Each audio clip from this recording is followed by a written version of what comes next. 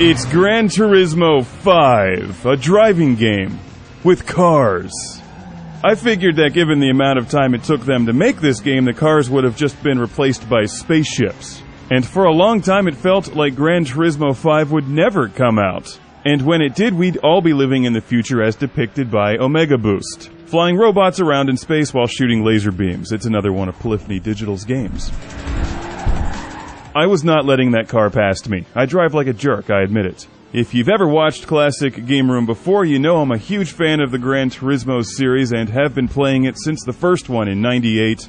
I love it like I love Star Wars. Well, maybe not that much, but I really like this series. And like Star Wars, after I was left waiting an inexplicably long time after Return of the Jedi for a new movie, my expectations became extremely high. And we all know what happened with the next Star Wars movie. So does Gran Turismo 5 meet my expectations and live up to the series' potential and reputation for excellence?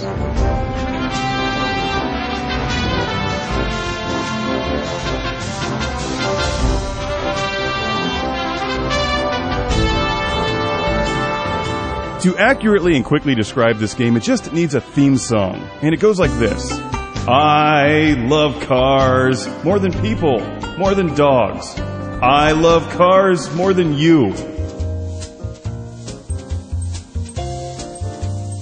Gran Turismo 5 is about loving cars. Loving cars. Treating them like objects to be worshipped. Cared for, nurtured, polished, and loved. Sometimes a little too much. There's times when you want this game to start acting more manly.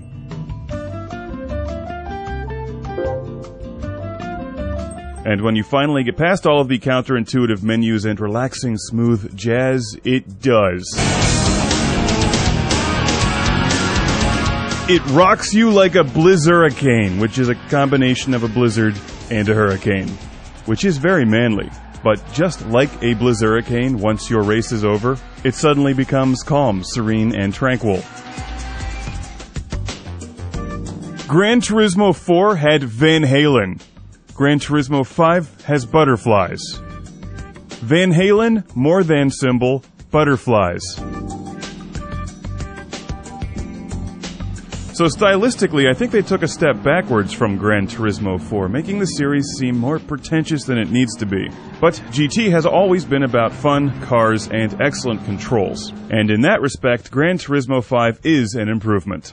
And as we embark on a 5-part review of Gran Turismo 5, I'll take you through most aspects of this gigantic video game, which is like the JRPG of racing games. It will devour your life if you give it the chance. It takes untold hours to experience everything that Gran Turismo 5 has to offer.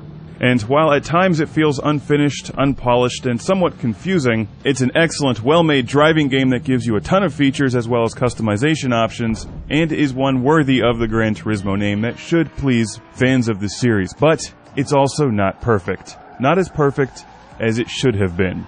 So moving beyond the menus and the music, which are well produced, but I just don't think they fit the game, my biggest real complaint is the leveling up system that locks you out of features which you should have gotten immediately when you bought the game. And as a new player, you're left unsure what is a feature in the game and what is unlockable. For instance, after 2 weeks of playing the game, I know that I haven't unlocked damage yet, but at some point do I unlock the cockpit view for all of the used cars?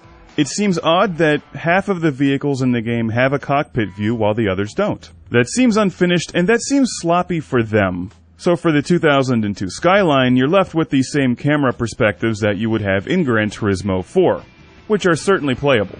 And I'm not one to harp on graphics, but there's also inconsistencies between vehicles, like the used TVR looks less polished than the new Ferrari. In short, it is more of the same. Gran Turismo 5 is like Gran Turismo 4, with better graphics and a heavier emphasis on multiplayer. And that's what I wanted. In fact, that's what I expected from Gran Turismo 5. I just expected it to be released as a launch title for the PlayStation 3. Please don't tell me they waited this long to add 3D, because nobody cares. What I do like are the cars and the racing. There's a wide variety of vehicles in the game, which I'll cover more in depth in Part 2, but of note is the care and attention paid to classic cars, as well as some premium marquee brands like Ferrari, Lamborghini, and Bugatti. many of which you can't buy outright, but have to wait until they appear in the used car market. Kind of like what they did with Gran Turismo on the PSP. And while I can't say that I'm personally satisfied with the track selection in the game, because I'm not, it's more than just about any other game will give you. And probably good enough, although as someone who's played every Gran Turismo game, I have my favorite courses, some of which, like Trial Mountain, Deep Forest, are in this game, others, like Grindelwald, and a few from Gran Turismo 4 are not. But maybe they're unlockable, I don't know. I'm eventually going to unlock everything, it's just going to take some time. It'll take you some time. As this is a Gran Turismo game, you know how it works. You start off with something like an RX-7 or Mazda Miata, and eventually buy cars to work your way through the game, until you're driving some ridiculously fast supercars and Formula 1 racers. So in the next parts of the review, we'll cover more of the race types, car selection, track selection, special features like kart racing, NASCAR, and rally, as well as multiplayer. It's Gran Turismo 5, a beast of a game. See you in part 2. What level unlocks the Mach 5 from Speed Racer?